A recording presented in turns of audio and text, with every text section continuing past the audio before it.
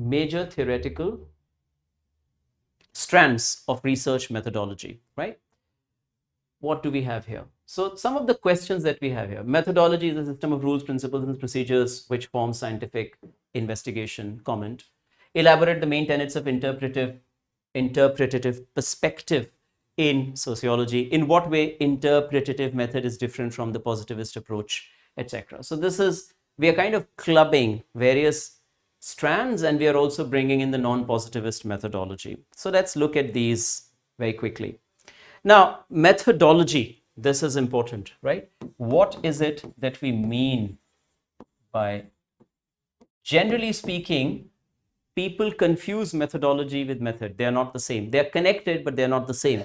Methodology is not to be confused with methods. Methodology is the strategy. It is the plan of action. It is the process or design lying behind the choice and use of particular methods. So this is something that we need to keep in mind. Methodology informs us what method we will go ahead with, the appropriateness of a method, that this particular research requires this method. How do you arrive at that method A and not method B? This is something that methodology informs us about. So it's the philosophical base that helps us understand the appropriateness of a certain method. There are definitions of methodology. So for example, Cambridge Dictionary of Sociology tells us methodology refers to the specialist study of procedures of empirical investigation. That's one.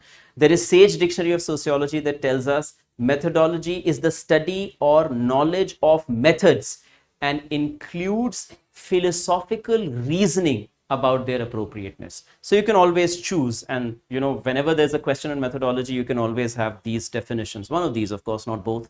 One of these definitions as part of your introduction, and through that you can always write a stellar introduction. Now, when it comes to these major strands in research methodology, generally speaking, what we do is we basically work with two broad divisions. One is what we call the structural approaches, and the other is what we call the social action approaches. Now, this could also be considered as macro perspectives and micro perspectives, right? So very quickly, they both differ from each other in terms of the way they approach they analyze the society or approach the analysis of society. Now, structural or macro perspectives analyze the way the society as a whole fits together. So for example, if you think about Marxism and functionalism, and this is an important point, Marxism and functionalism are considered as opposites. They are at loggerheads. Whatever Marxism says, functionalism does not agree with. Whatever functionalism says, Marxism questions. But remember, they are both structural perspectives because they both look at society as a whole. Now, of course, one can say what society as a whole is for Marxists, that's one's reading. What society as a whole is for functionalists, that is another reading. But they both look at society as a whole, and in that sense, they are both structural perspectives. Now, the social action perspective or the micro perspectives, they do not see human behavior as being largely determined by society. They see actually society as being product of human activity. So they start from the human, go to the society. The structural perspective starts from the collective or the society and gets to the individual. So the social action perspectives, they stress on the meaningfulness of human behavior, primarily to be traced back to Weber's interpretative sociology. So these are called social action approaches. This could also be called interpretive sociology or microsociology. And as I pointed out, Weber was the first person to have advocated this entire approach that later on, of course, branched out in through different schools of thought. Now, if you're looking at structural approaches, some of the structural approaches that we have, for example, positivism. Now, I don't want to go into the details because we have positivism and its critique as one of the subunits, but positivist research is geared towards the ultimate goal of positivism. What is the ultimate goal of positivism? A law of human behavior, predictability, so that it could be controlled. So the idea is to discover cause and effect relations so as to predict and control. And Comte famously said, to know in order to predict, and to predict in order to control. That's the typical positivist mantra that is from Comte. Positivist methodology has maybe 4 stages: observation to collect information, use of statistical data, looking for correlations, and searching for causal connections. So that's your positivism. I'm not sharing the criticism right here because this is something that we will do in positivism and its critique. Then we have comparative method. Comparative method is also a very, very important method. It's basically used by most of our great sociologists of the 19th century. Comparative methods. Now, comparative methods simply is about use of comparisons in different ways. For example, comparisons of different societies. You could also have comparisons of groups within one society or one or more society. One group from one society, one group from another, comparison. Then comparison at the same or different points in time. So you could also have historical comparisons. For example, the group right now and what this group was 10 years ago, 20 years ago, 50 years ago, and so on. So you have different ways in which comparisons are carried out. Now, the research techniques that make use of comparative method, content analysis, for example, when you are comparing documents. Similarly, historical analysis, when you are comparing different time periods. Similarly, analysis of official statistics. So you are comparing, or there is comparison of areas and groups in terms of social indicators. So these are the ways in which you can think about the comparative method in different ways. What are some of the core features or some of the core aspects of this particular method? It is based on what has happened or is happening in society. The significance of comparative method is to do with the fact that it studies large-scale social changes over long periods of time. Whether you talk about Marx or you talk about Durkheim or you talk about Weber, they all used comparative method. So Marx used a wide variety of societies in order to develop his theory of social change, historical materialism, etc. Durkheim used comparative method in his study of division of labor, also his study of suicide. Weber used comparative method in Protestant Ethic and Spirit of Capitalism to look into why capitalism did not emerge in other societies like India and China, despite the fact that they were doing very well in terms of resources. So you have all of this in the comparative method. Then there is the functionalist perspective. The functionalist perspective, right? What do we have here in the functionalist perspective? Now, in the functionalist perspective, we have to work with some of the core assumptions, or shall we say some of the core major postulates of the school. What all does functionalism propose? The first thing that functionalism proposes is society is a system. A system meaning a set of interconnected parts. So that's the starting point. You have no other option but to begin from here. Society is a system, a set of interconnected parts. Then they say to understand any part of the society, one has to analyze its relationship with other parts and its contribution to the broader, larger, deeper maintenance of the society. And the example that they have is, just as an organism, society too has basic needs, and these needs, if you don't take care of these needs, society will not survive. So these are called functional prerequisites, so institutional arrangements, for example, social stratification, etc.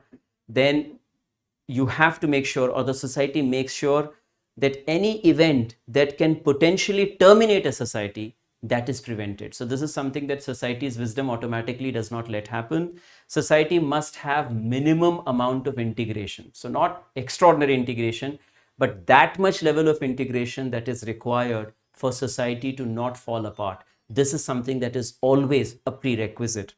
And Parsons, I'm sure you are already aware of, he talks about those 4 functional prerequisites: adaptation, goal attainment, integration, and pattern maintenance. Now you also have criticism of the functionalist perspective. So so if you're looking at 2-3 important major core solid criticisms, functionalist perspective presents human behavior as determined by the system. So its deterministic view pictures human reality or humanity as automated or as programmed. So that's the first criticism. The second criticism of the functionalist perspective is that consensus is assumed rather than shown to exist. So there is an assumption that there is consensus, right? Where it's not really something that is shown. And lastly, it does not acknowledge that value consensus is very often a legitimation of the position of the dominant group. So value consensus can be there in society, but for all we know, the powerful people might have made sure that everyone else follows these values. For example, feminism would say value consensus is simply that men have made sure that everyone in the society falls in line. Similarly, Marxists would say, well, value consensus is just about some kind of consensus around capitalistic exploitation.